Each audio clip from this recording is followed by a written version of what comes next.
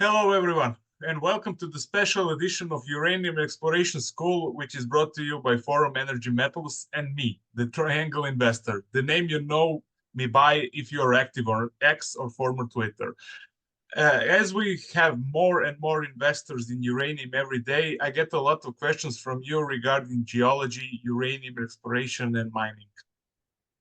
As I tell everyone, I will also repeat here that I am not a geologist. I have a lot of experience and some knowledge about it because I was self-learning while investing in uranium over the years. But I'm not an expert in those things related to geology, not so well. That is why I decided to bring a great expert in that field who kindly decided to dedicate her time to bringing uranium geology closer to us. That special guest is Dr. Rebecca Hunter, VP of Exploration for Forum Energy Metals. Rebecca, welcome and thank you very, very much for coming to our show, not my show. And that is the part one. We will have part two and maybe part three, of course. Welcome. Thank you very much. Yeah, I'm excited to do this. This will be a lot of fun, I think. Yes, definitely it will. The purpose of this education is aimed for both new investors as well as the experienced one, in which we will try to cover much of known terms we encounter every day in uranium investing. But before we do that, I want to hear how are the preparation for the drilling in Thelon Basin going? It's going really good. I mean, it's early days, but we've got basically our overland hauls are scheduled, so hopefully that'll start. It's all dependent on snow cover and how things are going as far as the weather, but we should be going probably end of this month or mid next month, so mid-March. And so we're excited about that. We'd like to get out there. We wouldn't even mind getting some drone footage of that going overland just because it'll look really cool as you got all our fuel and all our camp gear and drills and stuff like that going overland. So yeah, it's all going really well. And then yeah, we're really excited to get this started. Looking forward to hear all the updates. Keep us informed, please. Let's start with the school, with lessons. I want to start with the basics. Let's start with the types of uranium deposits in the world. What kind do we have? And basically, which are the ones you will say, which one are economically, which one are economic uranium deposits? Okay, well that's a big question because Yes. there's Let's split it in two. Sorry. Yeah. Types of uranium deposits in the Yeah, world. no. Yeah, so there's uranium in general actually isn't that uncommon of a mineral because it gets trapped in the crust and that's what we live on. So there's 15 different types of uranium deposits. And if you want to know more about this sort of stuff, the IAEA, the International Energy Atomic Agency, has really great resources in all this as well, because they're the ones who actually publish this sort of information. Anyway, there's 15. I can list them all, but there's, of course, Proterozoic unconformity is the one that I know the most about, because that's, the Athabasca Basin, the Thelon Basin, and those types of really kind of high grade and a lot of times very high tonnage deposits. Sandstone deposits is another type, and that encompasses all the ones that if you hear about all the in situ leach or in situ recovery type of deposits. And so Kazakhstan obviously is one of it is the largest in the world type of those types of deposits. But of course, Niger, those deposits, that Orano has and that Global Atomic is working on, those are sandstone types and whatnot. There's ones in the US, and then there's numerous other ones. And so the metamorphite type, these ones, it's a new name, but it's basically, they used to be called vein style. So kind of the earliest uranium deposits that were mined in a lot of ways, like especially in the Athabasca Basin, there's this area north of the Athabasca Basin called the Beaver Lodge Domain. And those were kind of vein type deposits. So they were smaller. They still were fairly decent grade, up to about 0.5, maybe 0.2% mining grade. And so those were ones too. So those were economic, but they were economic really only before before unconformity deposits were found in the Athabasca Basin, because unconformity, their grades and their sizes just eclipse them. And so they've kind of fallen from favor, but they used to be economic. If you're in Namibia, those types of deposits are called intrusive related. And so they're hosted in granites, they're big bulk tonnage operations, their grades are actually quite low. So, 100 ppm to 300 ppm uranium, but there's just a lot of it. And Namibia is really blessed with a really unique geological setting that basically has created these granite melts or granites that have, they're big and they have a decent amount of uranium, but they require a lot of extraction. So they're, when we think about these deposits, they have to be extracted in different ways because they're either big, bulk tonnage, low grade, or they're high grade and small. Yeah. Yeah. That's a great answer. So we have 15 deposits throughout the world, but how many types of uranium deposits specifically in Canada? In Canada, well, it's mostly unconformity. So that's, of course, Saskatchewan, Thelon, and then there's a few other like smaller discontinuous basins that are kind of scattered throughout Canada's north that are similar. In Quebec, there's also unconformity deposits. They're a little older, but there's kind of the same sort of setting. It's in the Otish Basin, and there was companies working towards, bringing some of those deposits. They're not insignificant into production at that time. But of course, Quebec also, during that time, has a moratorium now on uranium. So that kind of ended that. So, but yeah, so there's unconformity. There's those Beaver Lodge type, which are those vein style ones. Also, there's a few in Nunavut as well. So the Angelac deposit that's now owned by Ath Energy, that's that type of deposit, those kind of vein style systems.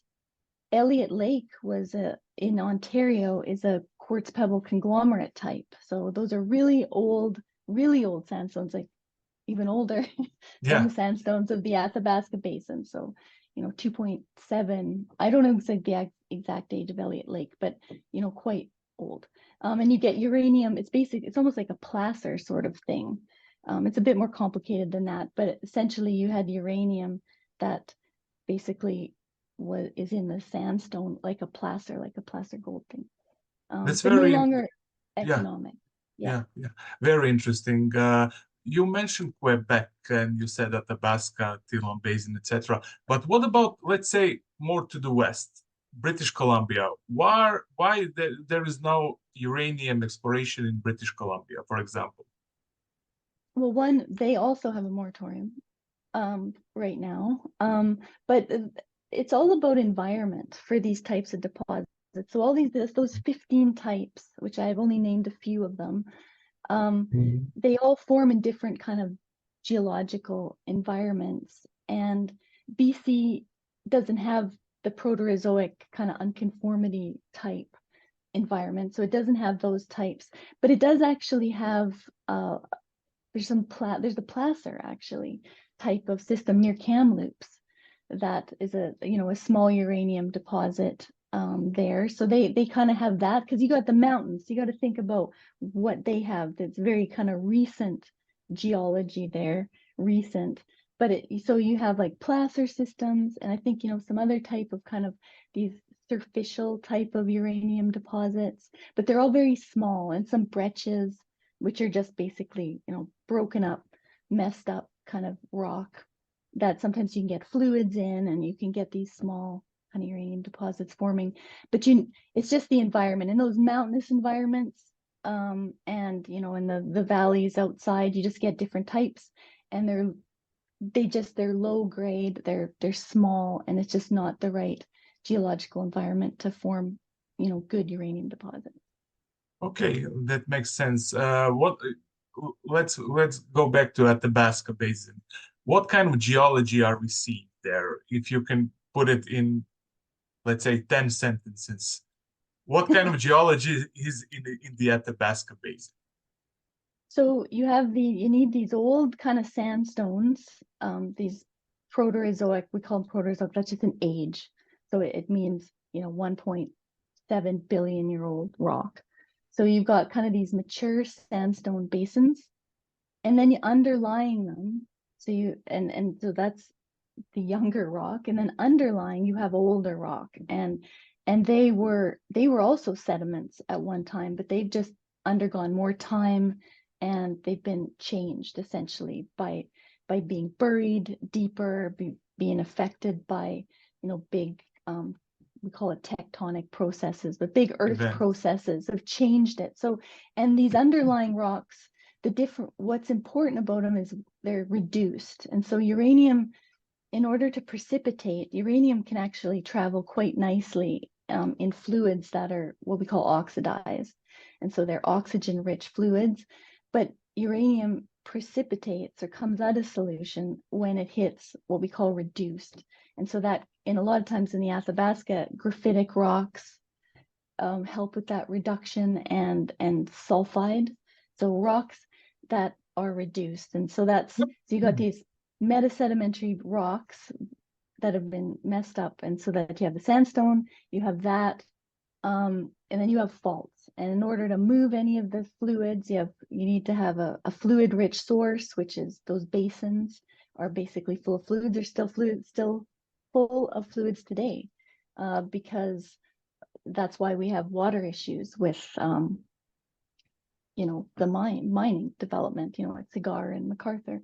So they're fluid-rich basins. You move fluids, but you need faults, which are, just basically areas of broken rock that then the fluids can get in and move around and precipitate. So that's kind of what you need. And yeah, that's the main thing. Great. What about Thelon Basin geology? What can you say about it? So the Thelon Basin is the same. Essentially, again, it's a Proterozoic sandstone basin. It's the same age. Went the same sort of formation as the Athabasca Basin. It's the same age. It's the same age. So it's a 1.7 to 1.65 billion year old sandstone basin. So that's why, that's one of the things that's really great about it.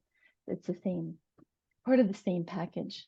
And then it also has that underlying rock that's reduced essentially, but it's a different age. So the big area in the Athabasca, and before Arrow and Fission were found, basically or not Fission, but a triple R, sorry. Triple, yeah. Yeah. Before they were found, basically all the deposits are largely concentrated in the Athabasca on the eastern side, and it's this what we call the Wollaston group. It's this favorable corridor where you have these, great rocks, great faults, and stuff like that. It's called Wollaston Domain, right? Yep, the Wollaston Domain. And that's what we thought. That's where you need to be. You need that type of rock, which has a lot of graphite, has these certain type of rocks that just precipitate a lot of uranium, as we know. But that kind of changed with when on the west, those deposits were found, because it's a little different. We still have graphite, but it's not the Wollaston domain. It's a completely different domain of rock. So that's kind of an aside. But in the Thelon that kind of largely that domain of rock is what kind of underlies the Thelon Basin. So it's a little older. It's mixed in with just different ages of rocks. But again, there's some graphite in parts of it, but not as much. Mostly, it's more sulfidic, reduced rock. So it has a lot of pyrite in it, and that sort of iron-rich rocks. I want to ask you. We have in Athabasca, we have uranium corridors, trends, etc. What is the significance of uranium corridors and trends, and what are some known corridors and trends in Canada, or not in Canada, sorry, in Athabasca? If you can name few and tell me what is the significance of those ones. Yeah, so kind of like I led into in the last question, you have the Wollaston domain, and so that by far is the most fertile corridor for uranium. So So that's the one. So it's an important one because it's got these old sediments called the Wollaston group, and then it's kind of intermixed with these older granite domes, and then you get these fault zones that run along there. And so what's really key about, the majority of the deposits that are really high grade there is that they're, along in those right kind of graphitic rocks and Wollaston group rocks, but they're also along these really kind of long-lived fault zones. And so that's what's also really key, because in order to move fluid, in order to precipitate uranium, you need to have that what we call deformation, but basically breaking up of the rock over time. And it happens over, millions of years. Of movement along some of these faults is hundreds of millions of years. So it's a really long process, and it seems like at least my idea of it is the more continuous long-lived fault zones are what tend to host the largest deposits. So that's the Wollaston domain. But now we have this whole new emerging domain now in the Western Athabasca. Yeah. And so again, a lot more work needs to be done on that. But again, the same thing. You get, kind of old granite bodies, and then you've got these, sedimentary bodies that have these long-lived fault zones in them. So now we have a whole new kind of corridor in the west to think about as well. So it's not just the east, it's also the west. And there was a major historic deposit on the west long before Arrow and Triple R were discovered, and that was Clough Lake. That was owned by Orano, or its predecessor companies.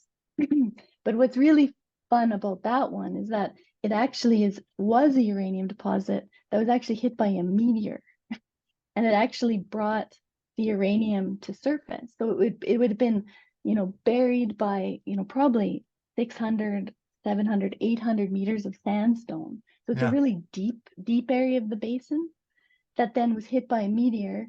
Obviously that causes a lot of chaos, and it brought a uranium deposit to the surface, and it was found just by people prospecting and finding radioactive boulders. But that's just a kind of fun fact, I guess. Yeah, we mentioned west part of Athabasca in the east. What about the north around the Uranium City? So Uranium City, again, right in Uranium City, that has those Beaver Lodge types. So which are those old, they're even older deposits. So deposits, the Athabasca deposits are about 1.6 to 1.4 billion years old, blah, blah. But the Beaver Lodge ones are 1.8 billion years old. So they're older. They happened actually before the Athabasca Basin was deposited or created. So they're kind of those vein style systems. So right in that area is that.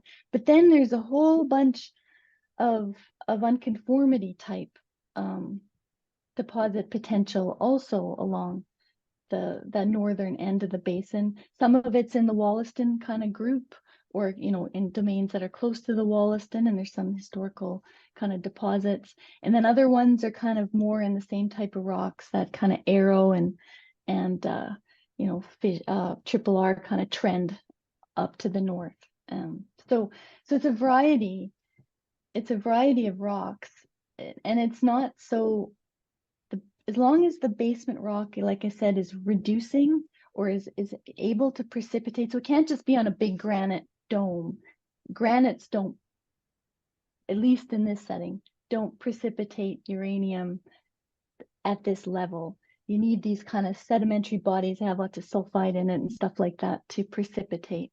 And so it doesn't really matter if it's in the Wollaston domain or if it's in the Western Athabasca where all those new deposits are being found, or the Thelon, which is completely different.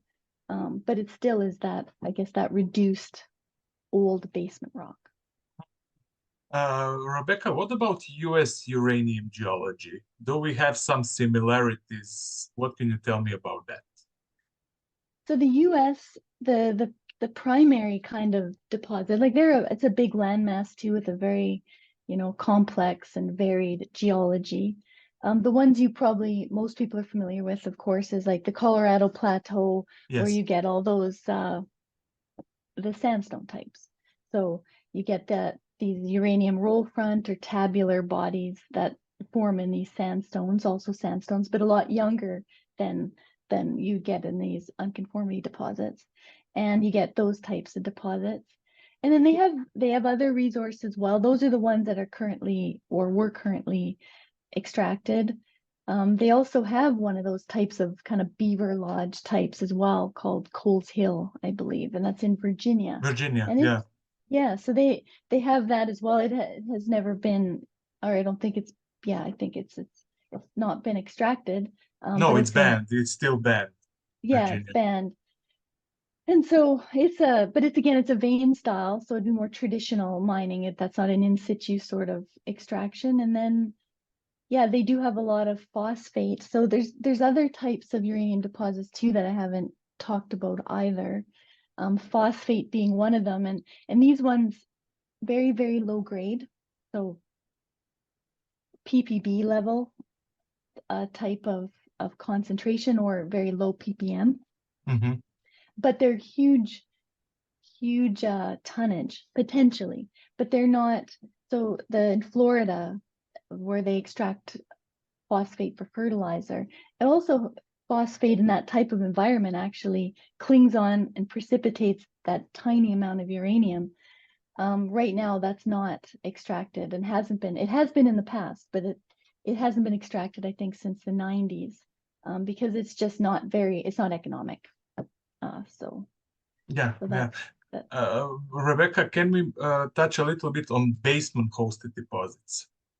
Yeah, so that's the beaver lot or basement. Okay, so there's two types of because there's unconformity type, and the unconformity type includes kind of where you get mineralization at that contact between that sandstone body and those older reduced basement rocks.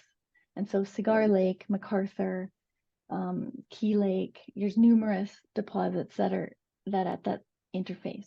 And then basement hosted ones are of the same, they're within the same model, but basically the uranium just precipitates under the unconformity, usually, well, always in big fault zones in those basement rocks. And so those are the two, they're just basically subtypes of the same process, but it's just kind of where that uranium decided to come out of solution. So yeah, the basement hosted ones in the Athabasca, of course, like Rabbit Lake or the Eagle Point area of Rabbit Lake has a bunch of basement hosted. Millennium, which is a Cameco deposit that's hasn't been developed yet, and then of course Arrow is and Triple R. Yeah, you mentioned the deposits, and what puzzles me is when you see the map of Athabasca, and you see that all the deposits are around the edges of the Athabasca Basin. Why is that? Well, that's just a function of exploration. It's almost like it's like a sampling bias. It has nothing to do with what's there. It's just that's the easiest area to explore. And so when we first get into any area, usually it's finding something that actually comes to the surface. And so, some of those Key Lake and some of the other deposits, they had either radioactive boulders or a little bit of radioactive outcrop. It's the same thing in the Thelon Basin. Everything right now is kind of at that margin, and it's because it's essentially the easiest to find. So it has nothing to do with like if we actually knew where every uranium deposit was in the Athabasca Basin, it would just be full of uranium Yeah. deposits in the deepest part and on the edges and outside where the erosional level hasn't been deep enough. So because the Athabasca Basin in its deepest part is 2 kilometers or so, I might be leaving a little bit deeper, and it's just not feasible. You would just blow your entire budget drilling one hole. And then these types of deposits can be very tricky to find because they're not big footprint deposits, and And so when you think about like a lot of the other deposit types, rossing or those intrusive related ones, those are big. There's, it can be like kilometers of extent where you'll have, a deposit. But these deposits, they're quite narrow. They can be less than 100 meters kind of in plan, kind of in width, and they can go for a kilometer in some, but they can be podiform. So it's easy to drill between zones. It's easy to drill around them and not hit them. So anyways, yeah, drilling in the deepest part of the Athabasca Basin is a good way to blow all your money and then have to leave and pay your shareholders get rid of you. We are hearing, I have heard and we are hearing a lot of the term of EM conductors, electromagnetic conductors. Can you explain what is that? So EM conductors, so it's just a geophysical property, electromagnetics. And so it measures conductivity, essentially. So, and I'm not a geophysicist, so all the geophysicists, if they're watching and I'm butchering this, just be disclaimer. Okay. Yeah, disclaimer. No. Okay. But in so it's measuring those electromagnetic properties. And so especially in the eastern Athabasca Basin, those fault zones and those reduced rocks, those basement rocks, have a lot of graphite in them. And so using EM methods was really great at being able to essentially image those underneath the Athabasca Basin. And so when they realized that was kind of a big game changer back in the 80s. And that's when MacArthur was found and Cigar was found, because again, they were drilling deeper, again, a good way to lose all your money. But they had this idea that you have the faults are graphitic, they have these nice EM conductors, and that's what they started chasing. And so that it's a really great way to image those faults, and then exactly kind of where to test at depth to find those faults, and that's where the uranium will precipitate. Mm-hmm, mm-hmm. Okay, let's move to your field again. I will not ask you anything besides your field. Oh, you can ask me geophysics. It's just if I don't get it perfect, just be kind. Let's move to exploration steps before any drilling. Let's say you stake the land and you want to explore it. What are the first steps? We have mapping, sampling, geophysical surveys, types of surveys, etc. Tell us all. What are the first steps, and then we will go from there. Yeah, well, I really like doing a very methodical approach. And so I think, yeah, the first step and the first steps that I've ever taken on any of my projects is you just get into what's been done already. And so it's basically a desktop job. And most areas have been worked before by previous geologists. And a lot of the work in the past is really good because they've I think they have more time than us in some respects. Definitely. They don't. Yeah, so it's really good work. So getting into it, finding out what's been done, and then kind of critiquing that, because a lot of times, areas that, you could say, oh, well, there's a bunch of drill holes here, so it's probably crap. But then if you dig into the data, you're like, well, all those drill holes are actually, they don't go more than 100 meters or less. Or they miss stuff, because people were, we chase models.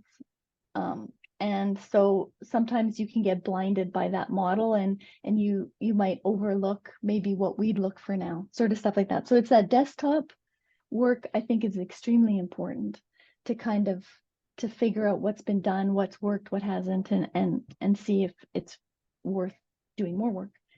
And then, yeah, getting on the ground if you can. A lot of these deposits, especially in the Athabasca and then in the deeper Thelon, there's not a lot of outcrop. Like you can look at the sandstone, but it's not like gold exploration or copper exploration.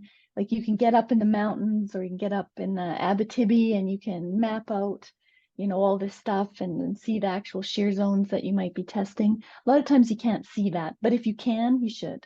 And we use other methods like because the area of Canada, northern Canada, has all been affected by glaciers 10,000, 20,000 years ago. So we do till sampling, like basically the glaciers might have basically eroded or taken apart like a deposit potentially. And so you look down ice in those types of sediments, and you sample them for uranium or uranium related elements. So you can do it's important to do that sort of work too. So, but it's all very cheap. That's all easy. You just need, a couple people, and you kind of wander the ground and stuff like that. And then the next step is to do, especially if it's unexposed, so it's under, sandstone, is to do geophysics. And even if it's not under sandstone, basement hosted too, because you want to be able to image down. So you doing those EM surveys, especially if you have conductive rock or rock that will light up with an EM sort of survey. In the case of the Thelon, it's a little different. We actually don't have a lot of graphite, so we can't chase the faults using EM. So we use different methods. So the magnetics can help you kind of see where those fault zones are. Resistivity is another method, which basically measures the resistance of the rock. And so rock that's more conductive or How is has a that bunch. measured? Sorry.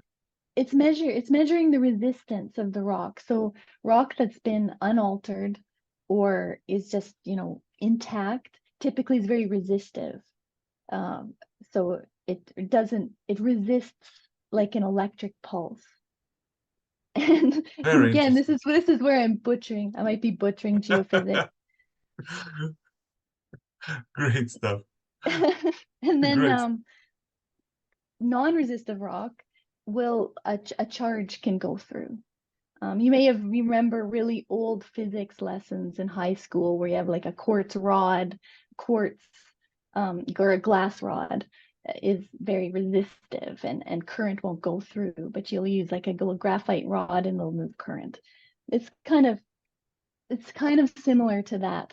And so rocks that, where faults are and areas that could precipitate uranium will be not resistive, so low resistivity. So you use that type of method. One of the things that I've been doing to help in the Thelon, because again, we don't have those nice EM conductors we can chase, is doing this ambient noise tomography, which is a type of passive seismic.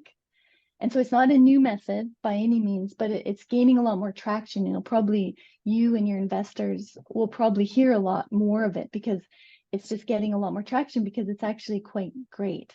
And so it's a seismic method that can image the subsurface, but it doesn't not like traditional seismic where it's very time intensive, it's very money intensive. Yeah. But essentially normal seismic is explosions. They like the little explosives, and then they have these nodes set up, and then they measure the waves coming back, and it helps image.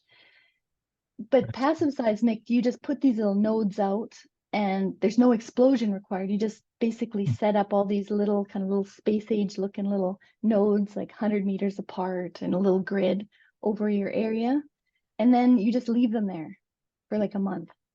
And then you collect them, and then they've measured basically kind of the natural vibration of the earth. And in our case, in Thelon, they think that there's a bunch of noise kind of coming from the ocean. It's just a wave action from the ocean. And anyways, and then it images. So I'm really excited about this. And later on this year, we'll put out a press release, kind of some of the results over Tadagak, and it seems to be really good at measuring, kind of imaging kind of where the alteration is, which tells us exactly where to target. And it also images the faults. So anyways, so there's lots of different methods. So you kind of go through the geophysical kind of work, and then that helps you and usually use numerous ones. Gravity is another one. You have to use whatever method works for your rocks. And then you basically kind of stack, what you've kind of figured out on the ground by your sampling. You use the geophysical methods, and it kind of tells you, okay, this is where my faults are. This is where this could be altered, or this could be alteration here. We got the right rocks. And then you drill. Yeah, And but that's a so that, wide area. Let's say on yeah, your property yeah. in Thelon Basin, you've done, let's say, geophysics surveys, etc.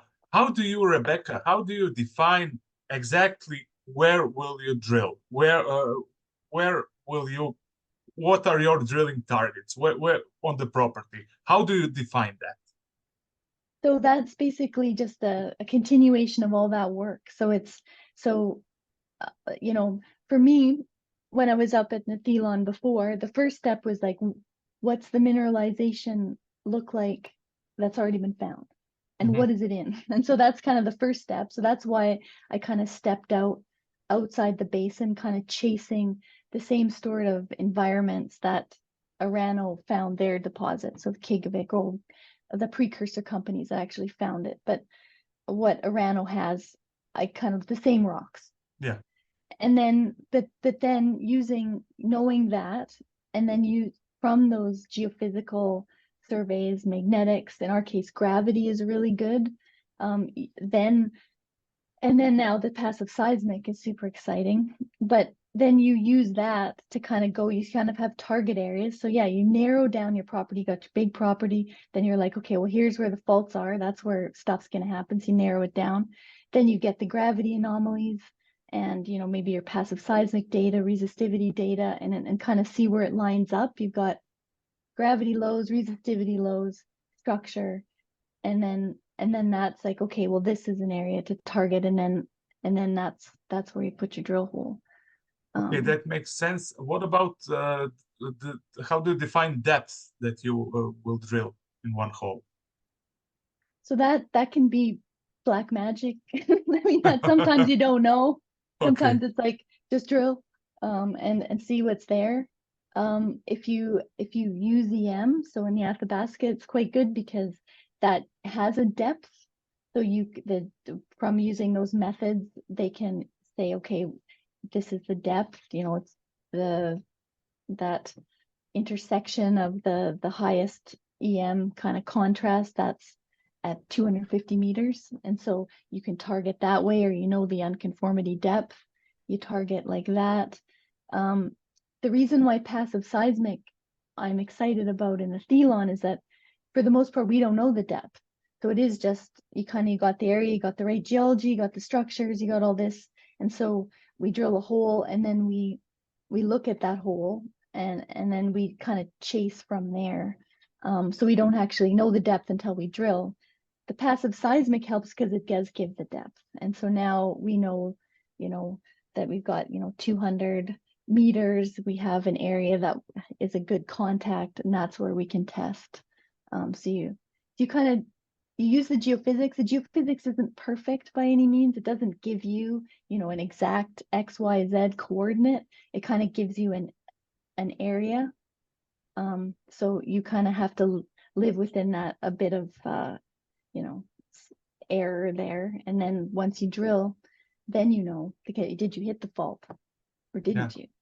Or yeah, did you hit mineralization? yeah. What about past producing properties, mines? It's much easier there, I believe, than to go on a field and drill a hole. I believe that there are much more data, much more geological stuff over there, let's say, when you have a historical producing mine. How is the situation with that? Yeah, well, essentially, that's if you hear kind of brownfields exploration versus greenfields, that's kind of it. So brownfields would be, an area, you're looking at an area that has a mine, Yeah, or it certainly has a deposit. But yeah, so if you, one of the really nice things about working in established areas is, that the processes are there. There's a deposit there. So obviously this corridor or whatever you're going to be chasing is fertile. And so, yeah, you use what has kind of been found in the past. So like if you're chasing the MacArthur trend kind of thing in the Athabasca, where you're chasing that particular fault, it's called the P2 fault. And it's got these kind of quartzite or really silicified zones associated with them. And, that's certain corridors. So you just basically chase along that. Um, so you kind of know your model is much more refined, I guess. And there's a little bit more certainty. However, you can have different deposits very close together, very different kind of settings. And so you also want to not be too hamstrung by your model, because you might not, it might not be exactly along strike or along trend, be exactly like the deposit that is there. It could be a bit different. It could be deeper, it could be shallower, it could be in a slightly different rocks. So you kind of have to keep an open mind as well. So there probably still is lots of potential along a lot of these brownfield trends, because people were thinking too much about, the deposit that's close by, and kind of maybe had the blinders on other zones that could be there. In greenfields areas, then it's a much broader broader, I guess I don't have the right word, but the deposit, you don't know what's there. Yeah. Essentially. So then you have to be very open-minded, and basically chasing. It's very much like detective work and sleuthing out a criminal, except you're sleuthing out a deposit. So you need to look at very small clues. Sometimes it's ridiculously small, and I've been laughed at about But kind of what I what thought. kind of clues? That really intrigues me.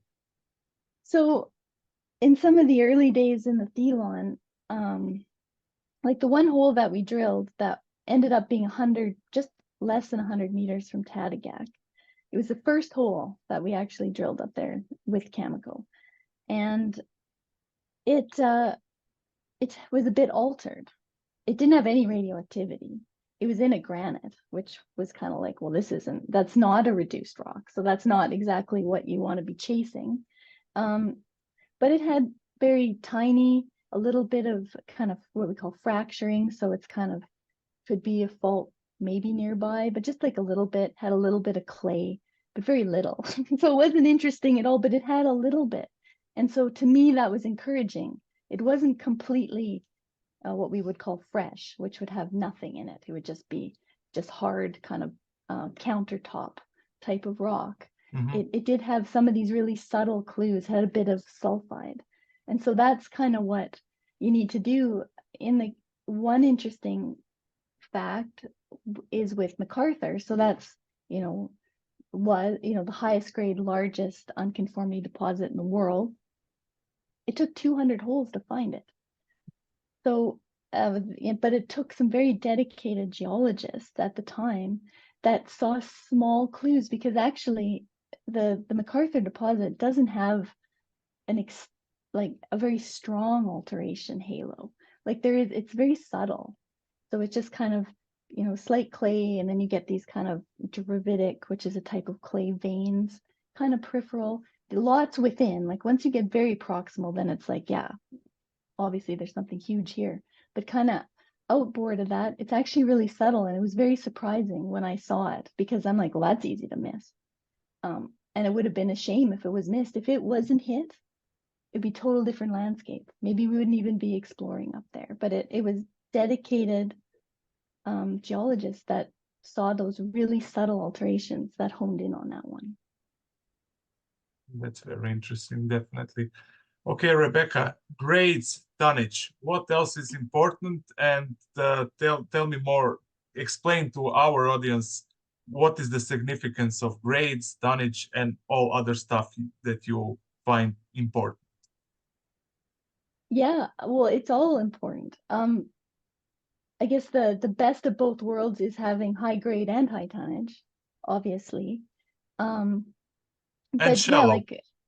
and shallow. So yeah, so it's it's all about developing these deposits. And so like I said at the very beginning, there's 15 different types, and they're all very different. And some of them are really low grade, but they can be extremely high tonnage.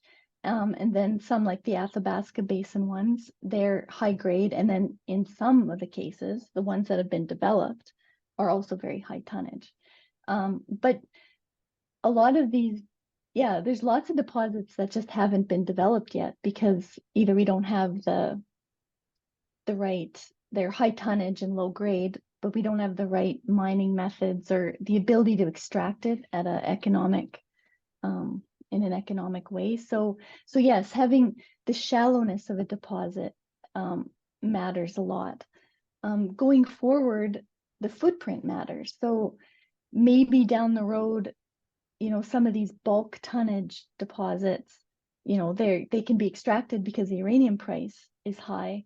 But then it becomes a question, do we want to be extracting these really big, large footprint deposits? So that is a consideration too going forward. Making enormous pits. And so I'd like to, like unconformity deposits can also be mined by open pit, which is very economic, but they're still very small because these are very dense deposits because they're so high grade. But, in the cases of the pits, extracting the Rossing type deposits in Namibia, they're very large. These are huge, enormous pits. The IOCG sort of like Olympic Dam, like these are big. They're mining a lot of rock. So I guess as we go forward, in areas, will it be acceptable essentially to extract so much earth, like to make a disturbance of that extent? Don't know. Being able to weather the uranium price.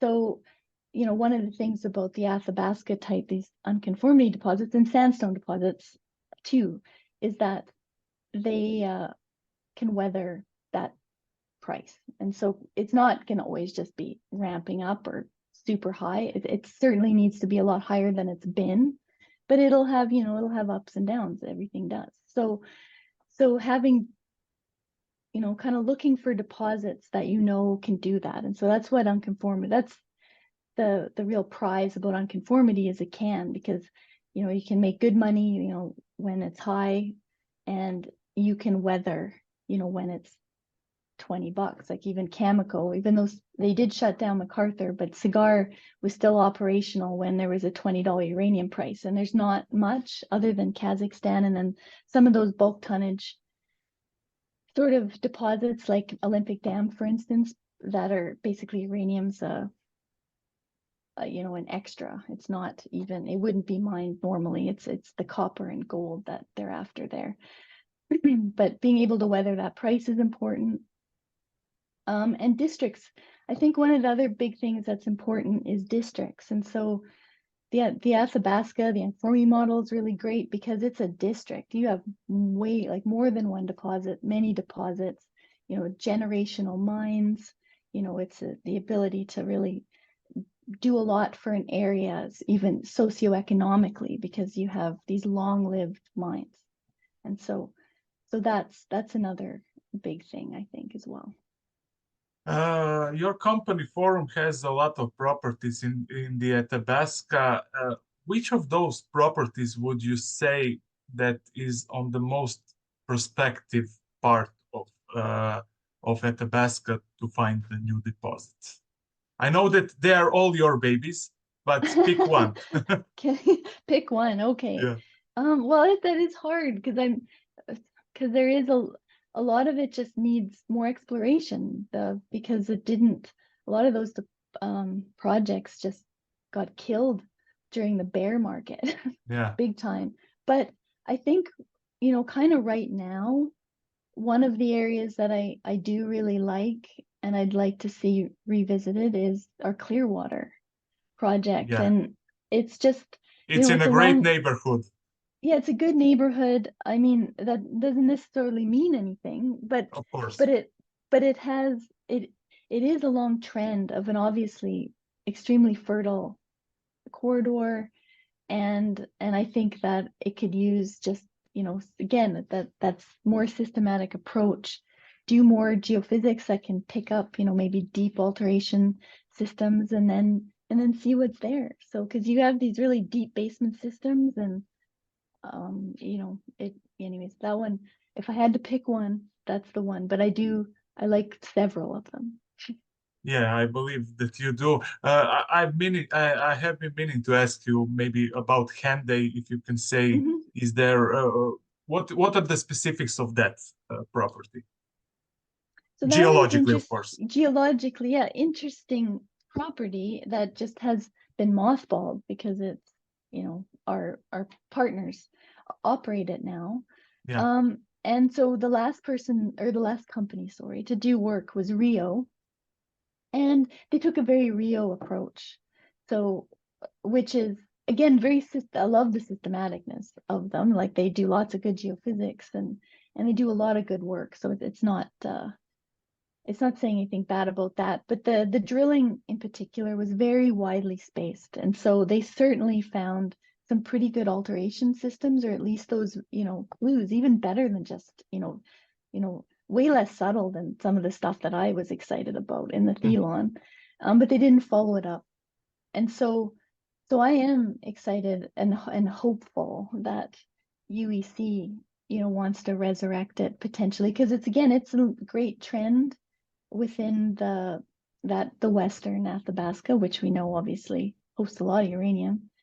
And yeah, it has a good geology. The sandstone's very shallow. It's only a couple hundred meters. So yeah. Yeah, it is prospective, I believe. I'm not an expert, but from my corner, it looks like a good neighborhood, good perspective ground. We talked at the beginning about the Wollaston domain. You have one project, and it's called Wollaston in your portfolio. And what can you tell me more about that from geological side? So this one is good too. It's in the Wollaston, but it's on the very kind of eastern side of the Wollaston. So the geology changes a little bit. So that it has a bit less of those reduced rocks. Like it's still the same age. There still is graphitic rocks, but it's not as crazy as the Cigar MacArthur and onward in that district. And it has some really good conductive trends that are, but they're in Wollaston Lake. And so we've done some gravity, we've got a really good EM, so we got a good handle on those conductive trends. And there actually is there's an old showing there that has weak uranium mineralization. So it's called Berman Island. There's this island with a conductor and has this weak mineralization that really intrigues me. Again, it's one of these cases where they were chasing a very early model. So they didn't drill very deep. Some of their holes, it's quite a few holes, probably 50 holes, maybe 30 to 50 holes, but they're all really shallow. So some of them don't go deeper than 50 meters. So anyways, essentially not tested. And so I definitely want to get in there. I'd like to do a bit more systematic geophysics, because I don't want to waste any money. I want to essentially drill the best targets on that property when we go back, and we'll probably be doing some geophysics this summer and maybe fall, and then maybe drilling again in 2025 in the winter. Okay, let's wrap it up for today. This was a part one of our show. Part two will be out, let's say, in a few weeks or few days. Never mind. Thank you very much, Rebecca. We will do this again. Thanks. Thanks a lot.